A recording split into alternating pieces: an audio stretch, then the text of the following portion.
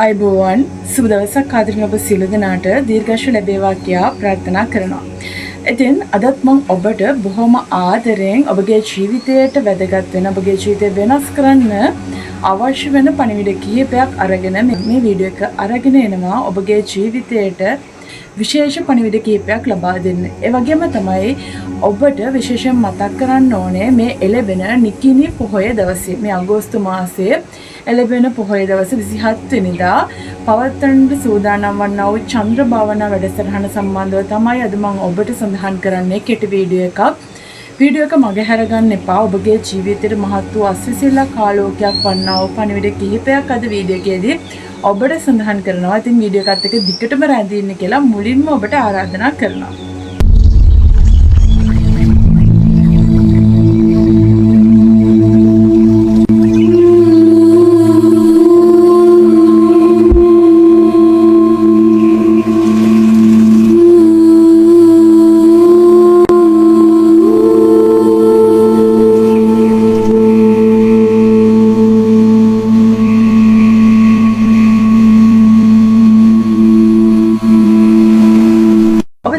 අද වීඩියෝ එකේදී මම මොකක් සම්බන්ධද ඔබත් එක්ක කතා බහ කරන්න කියලා. භාවනාවන් සහ ධානයන් සම්බන්ධව සහ ශක්තියන් සම්බන්ධව.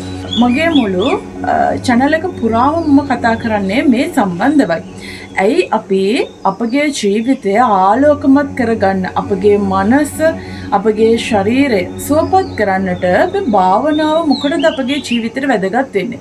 විශේෂයෙන්ම භාවනාවන් කියන මේ භාවනාව කියලා කියන එක ගොඩක් වෙලාවට හැම කෙනෙකුටම කරන්න අපහසුයි. නමුත් බුදුරජාණන් වහන්සේගේ ධර්ම දේශනාවල් තුළදී අපි දන්නවා භාවනාව තුළදී අපගේ ජීවිතයේ එකක් මනස සුවපත් කරගන්න එක සහ මේ ලෞකික බැඳීම් වලින් නිදහස් වෙලා ලෝකෝත්තර සෝය විමුක්ති මාර්ගයකට ලෝකයේ තිබෙන සියලුම දේවල් වල ශුන්‍යතාවයෙන් අවබෝධ කරගෙන යන්න තියෙන මාර්ගයන් ලෙස සමත විදර්ශනා භාවනාවන් වඩන්න පුළුවන්. මේ සමත විදර්ශනා කියන භාවනාවල් තුළදී අපි අපිට වෙන ආකාරයට සිත සමාධිගත කිරීම, ඒ වගේම තමයි හිත තැම්පත් කිරීම සහ ජීවිතයේ තිබෙනා වූ ව්‍යාකූල වෙච්චා වූ මානසික පීඩාවල් දුරු කරලා අපගේ විනිවිද භාවයකින් මේ ලෝකයේ තිබෙන දේවල් දැක බලා ගැනීමට සිත තැම්පත් වුණාට පස්සේ පුළුවන්.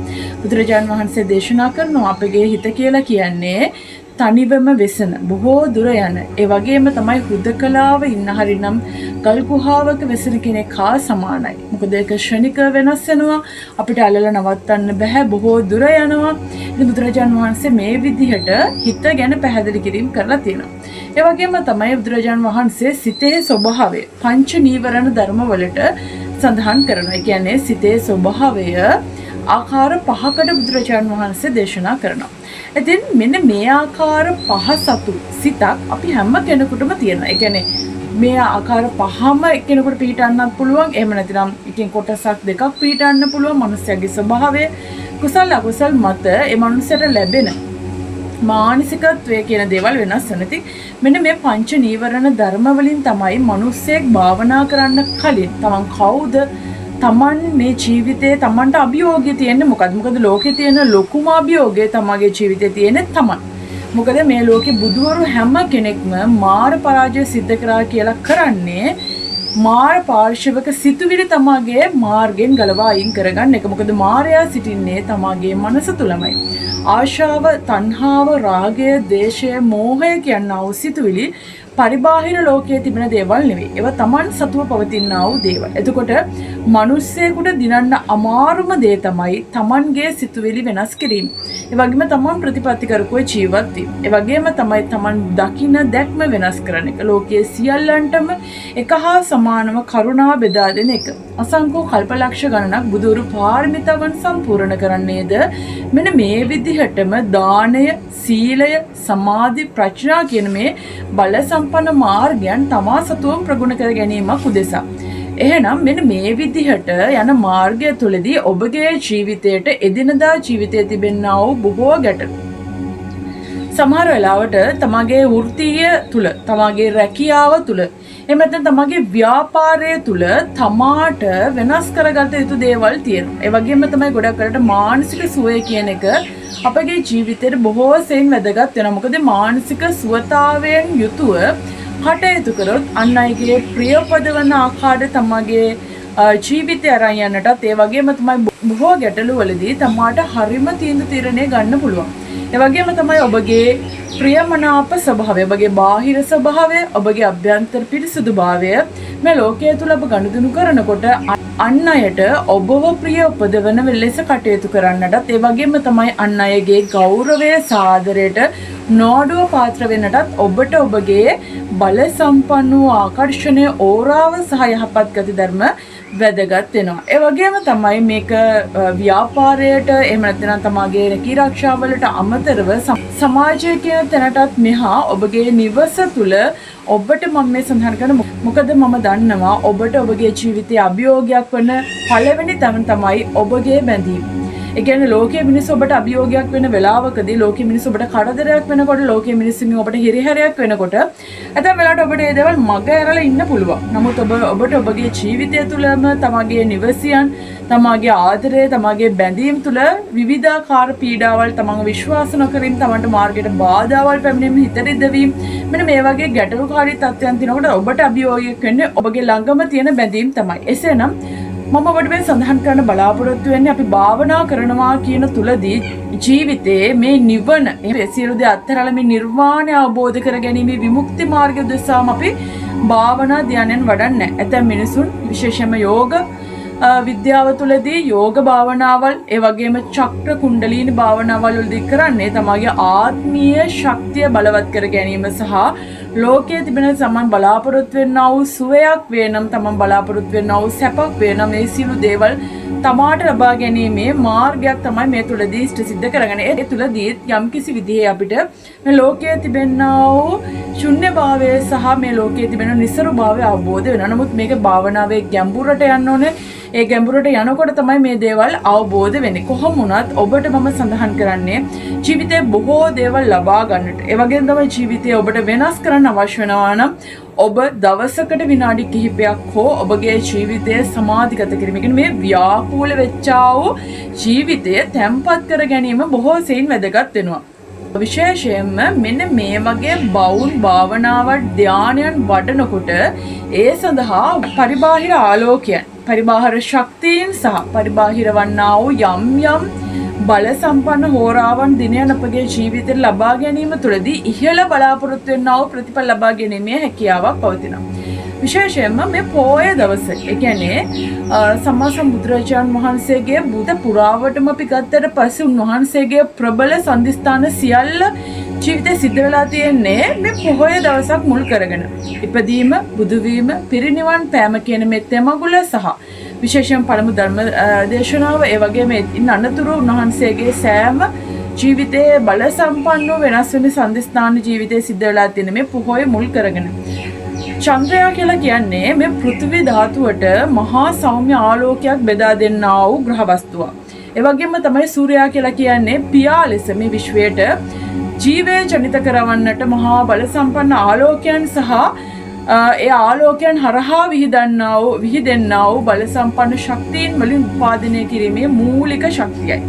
අපි අහලා තියෙනවා මවගේ කිරි වලින් පස්සේ සූර්යයාගේ ආලෝකයෙන් තමයි ලෝකයේ පවතින්නේ, ලෝකයේ ක්‍රියාත්මක වෙන්නේ කියලා. ඉතින් ගොඩක් වෙලාවට ඉස්සර අතීතයේ මිනිසුන් මේ සෝබා දහමට වන්දනාමාන කරා. ගස්කල් වලට, ඒ වගේම සූර්යයාට, චන්ද්‍රයාට, තාරකාවුන් වහන්සේලාට, ඒ වගේම විශේෂයෙන්ම තමන් වෙන් කරගන්නා වූ වෘක්ෂ දේවතාවුන් වහන්සේලා වැඩ සිටිනවා කියලා වන්දනාමාන කරා.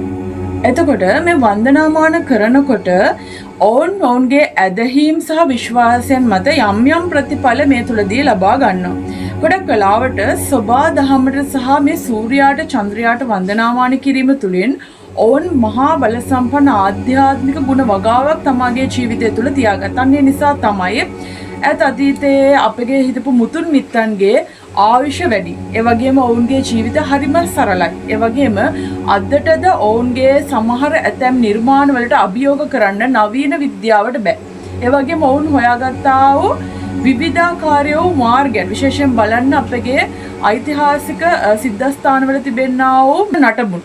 මේවා දැක්කට පස්සේ ඒ කාලේ කිසිම තාක්ෂණික මෙවලමක් උපකරණයක් නොකර මේවා කොහොමද ක්‍රියාත්මක කරේ? ඒ වගේම ඔවුන් මොන ක්‍රමෙන්ද sannivedanaya කරේ? ඒ වගේම ඔවුන් මොන තාක්ෂණද මේ දේවල් වලට ප්‍රයෝගික කරගත්තේ?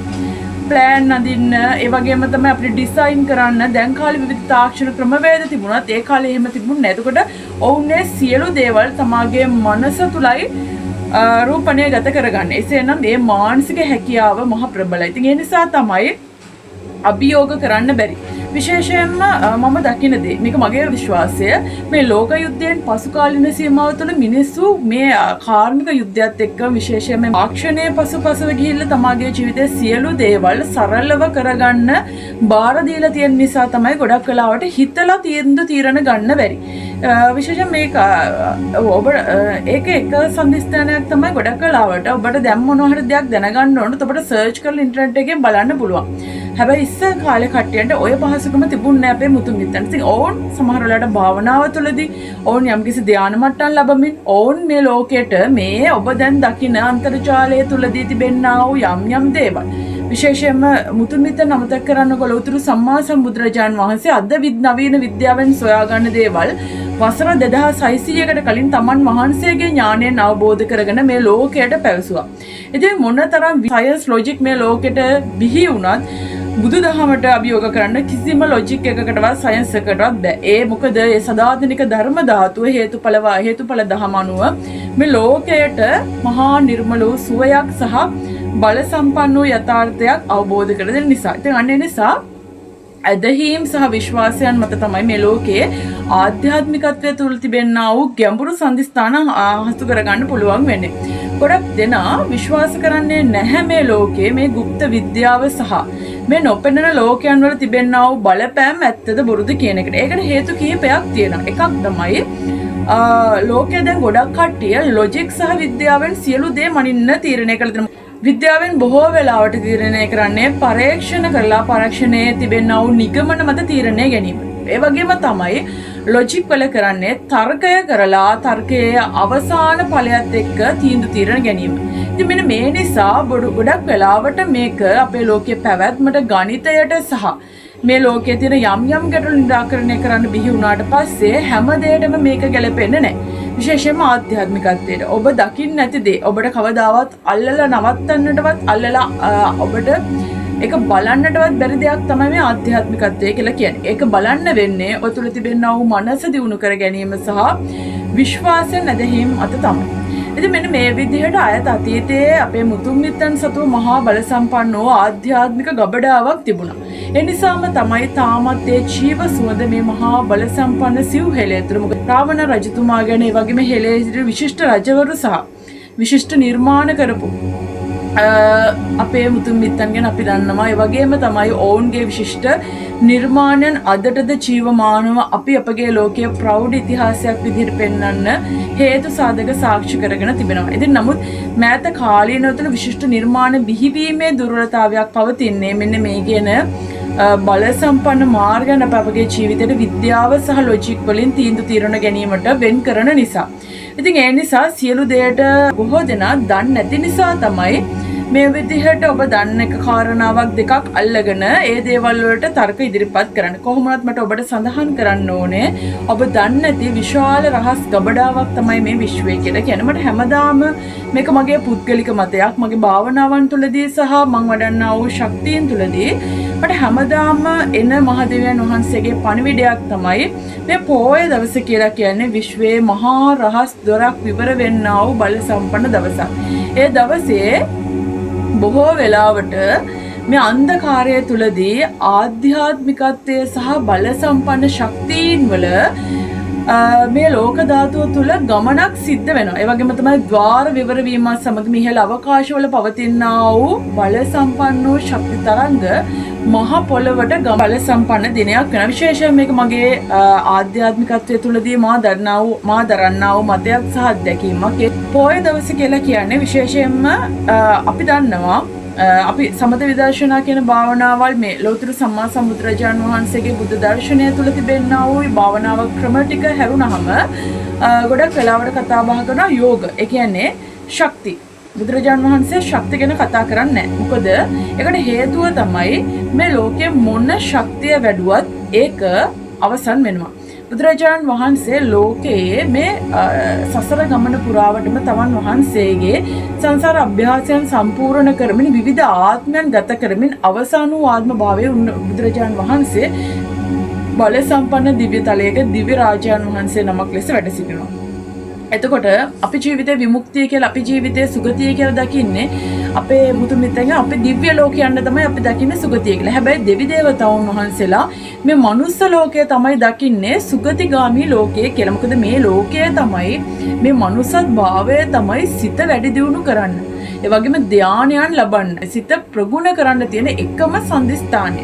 අනේ නිසා තමයි දෙවිවරු සම්බුද්ධ ශාසනය සමග බොහෝ සෙයින් බැඳලා සිටින මිනිසුන්ට සහ මේ ධර්මය අවබෝධ කරගෙන ධර්ම දානය ඒ වගේම තමයි ඔබ කුසල් වැඩි දියුණු කරගෙන ඔබ දාන මාන කටයුතු කරනකොට දෙවි දේවතාවුන් වහන්සේලා ඔබට පිහිට වෙන්නට එන්නේ උන්වහන්සේලාට ජීවිතයේ මේ බල සම්පන්න මාර්ගය අවබෝධ කරගන්න යනා වූ මිනිසෙක් ලෙස ඔවුන්ට බොහෝම කරුණාවෙන් පිහිට ආරක්ෂාව ලබා දෙන්න. ඉතින් අන්න ඒ විදිහට මේ දිව්‍ය තලවල යම්කිසි සිතක් උත්පාදනය කරගෙන සිටින බුදුරජාණන් වහන්සේගේ බල සම්පන්න වූ ආත්ම භාවය තුළදී උන්වහන්සේ හඳුනා ගන්නවා මේ ලෝකයේ කුසලය ප්‍රගුණ කිරීමෙන් කුසලය වැඩි දියුණු කිරීමෙන් අපිට ලබාගත හැකි ඉහළම තලයක් තමයි දේව බ්‍රහ්ම තල. නමුත් ඒ තලවලත් ආයුෂ වර්ණ සැප බල ප්‍රඥා කියන දේවල් මේ දේවල් වල යම් යම් හීනතාවයන් එක්ක නැවත මේ සසර මේ චක්‍රයට වැටිලා ඉපදෙමින් මැරෙමින් යන්න සිද්ධ වෙනවා. ඒතර බුදුරජාණන් වහන්සේට ඕන වෙන්නේ මේ චක්‍රයෙන් නිදහස් වෙලා ගමන් කරන විමුක්ති මාර්ගයක් හොයාගන්න. ඒ විමුක්ති මාර්ගය තුලදී ශක්තිය කියන දේ අනවශ්‍යයි. වැඩක්ම නැහැ. මොකද බුදුරජාණන් වහන්සේ හොයන්නේ නිවීමට මේ ලෝකය නිවන්නට මේ ලෝකයෙන් නැවත උප්පද්දනයක් සිද්ධ නොවෙන්නට මාර්ගයක්. හැබැයි උන්වහන්සේ යන මාර්ගය තුලදී අපි දන්නවා වසර 6ක දුෂ්කර ක්‍රියාවක් සිද්ධ කරා කියලා. මේ වසර 6ක දුෂ්කර ක්‍රියාව තුල ඒගෙම දුෂ්කර ක්‍රියාව අධ්‍යයනය කරලා බලන්න ඒ තුල උන්වහන්සේ විඳින්නා වූ අප්‍රමාණ වූ දුක් කන්දරාවක් සඳහන් වෙලා තිබෙනවා. නමුත් මේ දුක ඇතුලේ මේකත් මගේ පුද්ගලික මතයක්.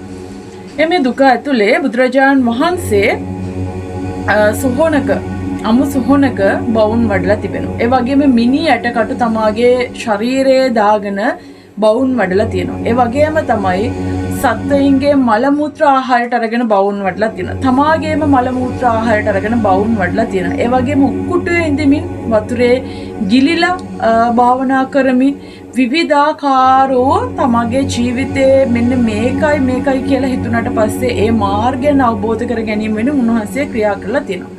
හැබැයි මේ සියලුම දේවල් දුකකින්ම කෙලවුරු වුණා කියලා අපිට හඳුන්වන්න බෑ. මොකද මේ හැම තැනකම උන්වහන්සේ මේ සෝබාදහම පංචබුද්ධ ශක්තියින් වල තිබෙන යම් බල සම්පන්න වූ ආශිර්වාදය ලබාගෙන භෞතික ශරීරයට ඉහළ ශක්තියක් ආරෝපණය කර ගැනීමේ බල සම්පන්න ෆවුන්ඩේෂන් එකක් තියෙන්න ඕනේ. එතකොට ඒක තමයි මේ විදිහට උන්වහන්සේ ප්‍රගුණ කරන්නේ.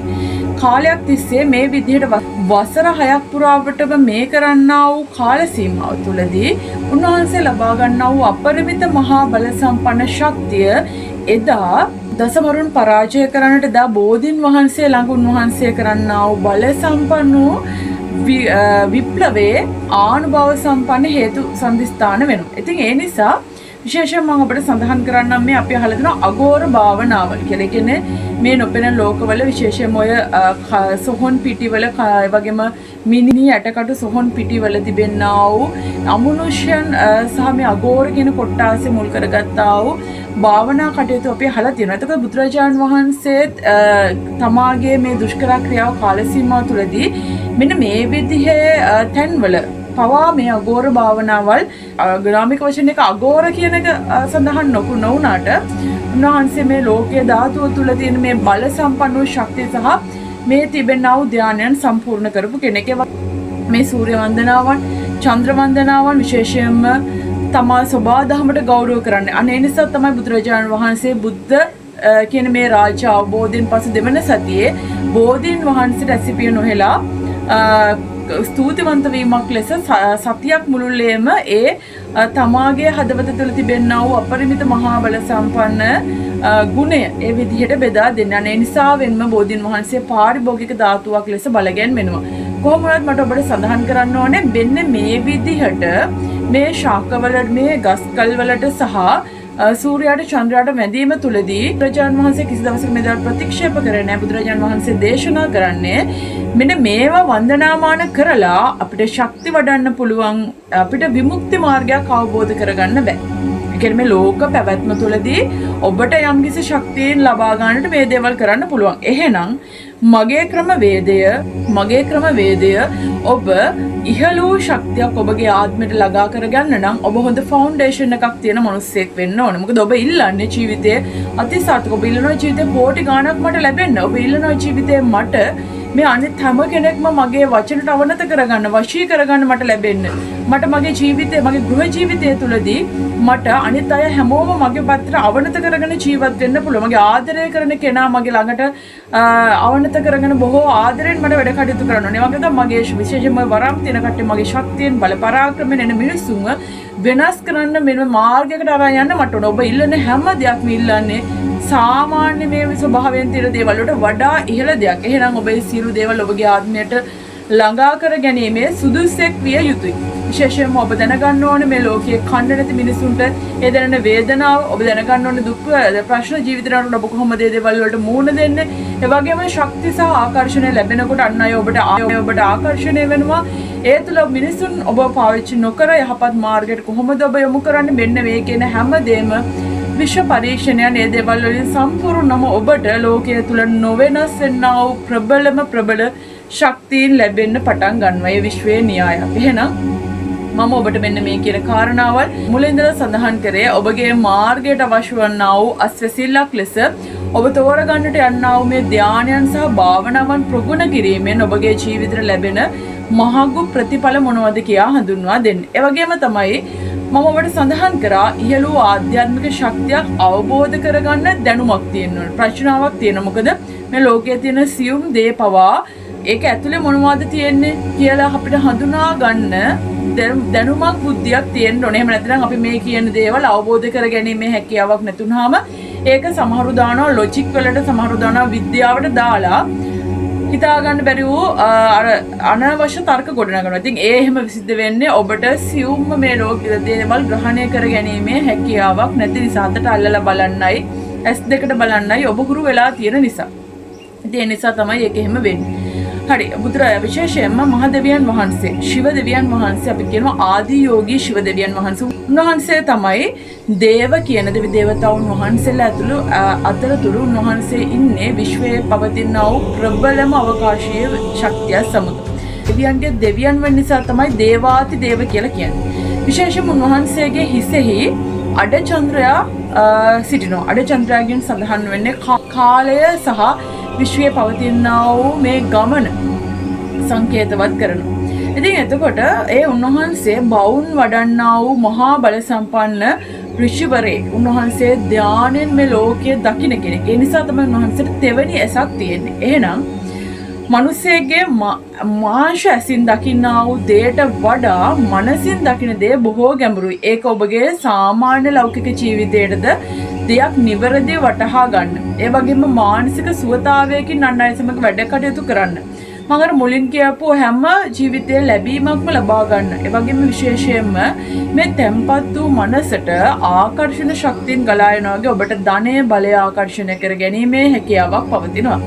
එහෙනම් ඔබට මෙන්න මේ කියන්නා වූ සියලුම දේවල් ලබා ගන්නට නම් ඔබ සතුව තිබෙන්න, ඔබ සතුව මනා ෆවුන්ඩේෂන් එකක්, මනා බල සම්පන්න වූ ස්ථාවර නොවෙනස් වෙන මූලයක් තියෙන්න ඕනේ. එහෙනම් මන්නේ කටයුත්ත වැඩි දියුණු කර ගැනීමට ඔබට ජීවිතයේ ඔබ කොහොමද මේ දේවල් සම්බන්ධව කටයුතු කරන්නේ කියලා ඔබට දැනගන්න තමයි මෙන්න මේ විදිහට භාවනාව ප්‍රගුණ කරන්න කියලා කියන්නේ. විශේෂයෙන්ම ඔබට සමහර වෙලාවට සමහර අයෙකුට භාවනාව කරන්න ගියපුවම සමහර තැන්වල පැටලෙනවා. ඒ කියන්නේ හොයා ගන්න බෑ මේකයි මෙහෙම දකින්න ඔබ දකින්න රූප ඔබ දකින්න ආලෝකයන් කෙරෙහි ඔබ හිත යොමු කරනවා. එතකොට නැවතත් ඔබ මේ ලෝකයේ තුල තිබෙන යම් මුලාවන් පස්සේ යනවා. ඒ නිසා ඔබ නිවැරදි ආධ්‍යාත්මික ශක්තියක් හදාරලා ආධ්‍යාත්මික ශක්තියක් තුල මේ ධානයන් පුහුණු කරපු කෙනෙක් යටතේ මේ ධානයන් වැඩිම තමයි ඔබගේ ජීවිතය මුලා නොවි භාවනාවෙන් නිසි ප්‍රතිඵල ලබා ගන්නට යන්න පුළුවන් මාර්ගය වෙන්නේ.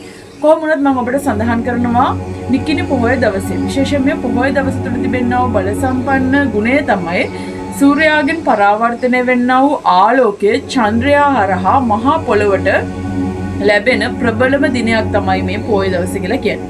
ඒ වගේම තමයි වඩදිය බාදිය මේ ක්‍රියාදාමයන් සහ ගුරුත්වාකර්ෂණ බලයේ විද්‍යානුකූලව සිදුවන්නේ මේ චන්ද්‍රයාගේ ආලෝකය සමගම. මොකද මේ ලෝකයේ ජල ශක්තිය නියෝජනය කරන සිසිලස නියෝජනය කරන මහා බල සම්පන්න ගුණයක් චන්ද්‍රයා සතුව පවතින. ඒ වගේම ඔබගේ ඕරා ශක්තිය බලවත් කර ගැනීමට චන්ද්‍රාලෝකයෙන් බල ගැන්වෙන්නා වූ යන්ත්‍ර, ඒ වගේම ක්‍රිස්ටල්ස් වර්ග, ඒ වගේම රුද්‍රාක්ෂ, ඒ වගේම ජලය තිබෙනවා. ඉතින් මෙන්න මේ කියන හැම ගුණයක්ම චන්ද්‍ර ආලෝකයෙන් බලගන්වා ඔබගේ ජීවිතය ලබා ගන්න පුළුවන්. ඒ වගේ විශ්වයේ තිබෙනා වූ මේ බල සම්පන්න ශක්තියින් වල සෘජු ගලණයක් මහා පොළොවට දවසේදී සම්බන්ධ වෙනවා. ඉතින් මෙන්න මේ දේවලුත් එක්ක ඔබ සසරේ මේ ආත්ම භාවයේ ඔබ මිනිසියෙක් වුණාට සසර කියන කතාවේදී ඔබට විවිධ චරිත තිබිලා තියෙනවානේ.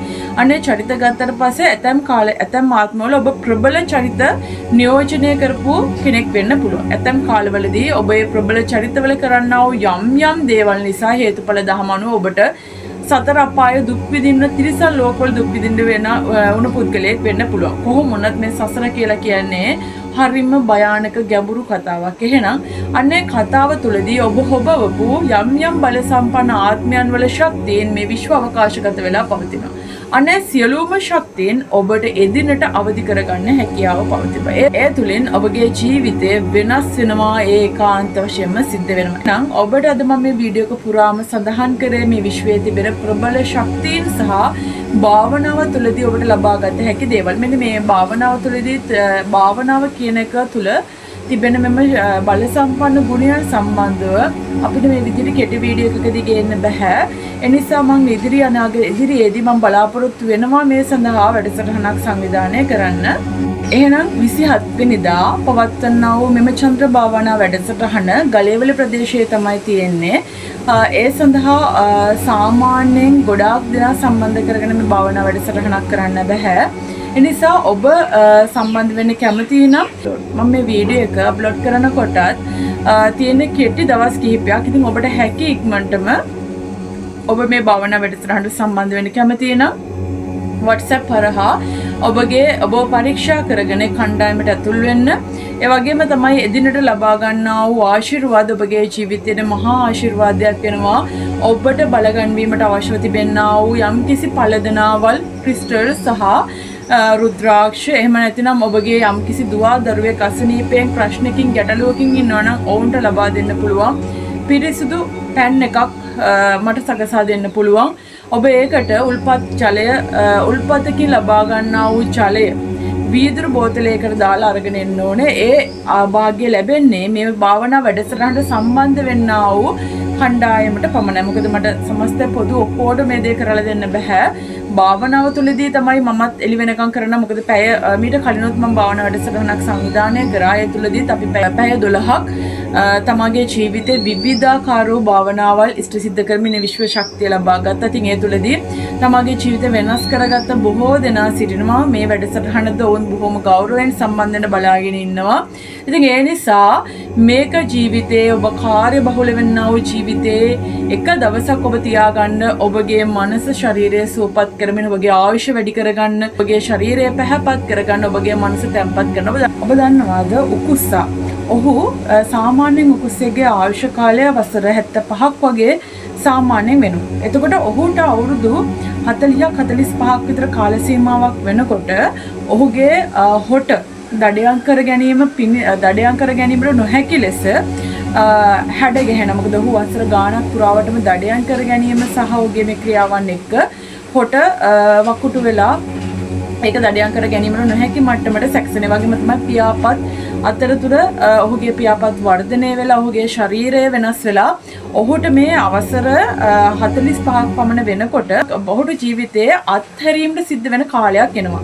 හැබැයි මේ කාලයේදී උකුස්සා හරිම ශක්තිමත්ව ඔහු යනවා විශාල පර්වතයකට ගිහිල්ලා ඔහුගේම හොට ගලක ගාලා ඔහුම හොට කඩාගෙන ලේ වැగిරෙනකන් ඔහු ඒ ක්‍රියාව කරලා ඒ වේදනාව දරාගෙන ඒ උල් වෙච්චව හොටෙන් තමාගේ පියාපත් ඔක්කොම කඩලා ඉවත් කරලා ඔහු නැවත ඔහුගේ නියපොතු මේ ගලේම ගාලා ඒව ඔක්කොම නැවත මෝහත් කරගෙන ඔහු මාස කිහිපයක් වසර කිහිපයක් පීඩාකාරී පීඩාව ඉවසාගෙන ඉඳලා නැවත ඔහු වසර 30ක් පුරාවටම නැවත ඔහු තමාගේ මුළු ජීවිතේම අලුතෙන් ප්‍රාණවත් කරගෙන ඉතුරු අවුරුදු වසර 30ක කාල සීමාව තුළ ඔහු නැවත මහා ප්‍රාණ ශක්තියකින් ඔහුගේ ජීවිතය ගත කරනවා. එහෙනම් අපිට යම්කිසි කටුකු අත්දැකීමක් ඒ වගේම තමයි යම්කිසි වේදනාවක් ජීවිතේ විඳින්න සිද්ධ වෙනවා ලොකු වෙනසක් ජීවිතය තුළ කරන නිසා ඔබට මම හරිම ආදරයෙන් ගෞරවයෙන් මතක් කරනවා ලැබුණු මනුෂ්‍යාත්මයේ මිනිස්සෙකුට ලැබෙන්නේ යාන වාහන ගොඩනගාගෙන ගෙවල් දොරවල් ගොඩනගාගෙන දරුවෝ හදලා ඔබට මෙරිලා යන්න නෙමෙයි මේ හම්බෙන්නේ ඔබට විශ්වයේම හරිම මහා පොළවෙනුත් නිය පිටට පස් පොඩක් ගත්තොත් මේ මහා පෘථිවි ධාතුවම නියෝජනය කළ නිය පිටට පස් පිටක් ගත්තත් බුදුරජාණන් වහන්සේ දේශනා කළා තියෙනවා නිය පිට තිබෙන්නා වූ පස් පිට තරංගවත් ඔබට මනුෂ්‍ය ආත්ම ලැබීමේ දුර්ලභ භාවයක් තියෙනවා කියලා. එහෙනම් අන්න ඒ වගේ කෝටියක් ප්‍රකෝටියක් ඉන්නා වූ ආත්ම භාවයන් වලදී ඔබට භාග්‍ය ලැබිලා තිබෙනවා මේ මනුෂ්‍ය ආත්මය ලබන්න. එහෙනම් මේ මනුෂ්‍ය ආත්මය නිකරුණේ විනාශ කරන්න එපා. එනිසා මම ඔබට සඳහන් කරනවා මාසයකට එක දවසක් හෝ ඔබගේ මනස සුවපත් කරමින් ඔබගේ ආත්මය බලවත් කරගන්න ඔබට දැනේවි ඔබගේ ජීවිතය මොන තරම්නම් ප්‍රබලද කියලා. ඔබට දැනේවි ඔබගේ ජීවිතය ආයාසයෙන් තොරව සියල්ල ඔබ වෙත ආකර්ෂණය වෙනවා. ඔබේ ජීවිතේ සියලු දේවල් වලට විශ්වය සහ සබාධම මඟ පෙන්වන බවට ඔබට එයින් පසු අරමුණු වෙයි. හරි. එසේනම් 27 වෙනිදා සංවිධානය කරන්නා වූ චන්ද්‍ර භාවනා වැඩසටහන හවස තමයි ආරම්භ කරන්නේ. හවස 7ත් 8ත් අතර ආරම්භ කරනවා. එළි වෙනකම්ම ඔබට මේ භාවනාවන් විවිධ භාවනාවන් ප්‍රගුණ කිරීමේ හැකියාවක් පවතිනවා. ඒ ඔබට මේ සඳහා අවශ්‍ය වන සියලුම උපදෙස් ඔබට WhatsApp හරහා ලබා ගන්න පුළුවන්. ඔබට මේ සඳහන් වෙන්නා වූ WhatsApp නම්බර එක හරහා කෙටි පණිවිඩයක් යොමු කරන්න. සීමිත වූ 30ක් 40ක විතර ප්‍රමාණයකට පමණයි ඉඩකඩ සීමිත බැවින් සහ බොහෝ දෙනා එක් රැස් කරගත්තාට පස්සේ එතන තිබෙන නොසන්සුන් භාවයත් එක්ක භාවනා කරන්න අපහසු නිසා 30ක් 40ක් වගේ ප්‍රමාණයක් තමයි භාවනාව සඳහා සම්බන්ධ කරගන්නේ. නිසා ඔබගේ කෙටි පණිවිඩය ඉක්මනින් ලබා දෙන්න කියලා ඔබට නැවත මතක් කරනවා. එහෙනම් ඔබගේ ජීවිතයම වෙනස් කරන්න බල සම්පන්න ආධ්‍යාත්මික මාර්ගයකින් ඔබගේ ජීවිතය වෙනස් කරගෙන ඔබ ජීවිතය තුළ අර්ථාන්විත මිනිසෙක් ලෙස කටයුතු කරන්නටත් ඔබගේ මරණය පවා ලෝකයේ සිටින බොහෝ දෙනා ඊටම ගෞරවයෙන් සම්බන්ධ වෙන ඒ වගේම සිහිපත් කරන මරණයක් ලෙස ඔබගේ මේ නවාතැනට ඔබ නිසි තේරුමක් ලබා දෙන්නට නිසි අර්ථයක් ලබා දෙන්නට ඔබට ආශිර්වාද කරමින් අදට වීඩියෝ එක අවසන් කරනවා. ඔබ සියලු දෙනාට දරුවන් සරණයි.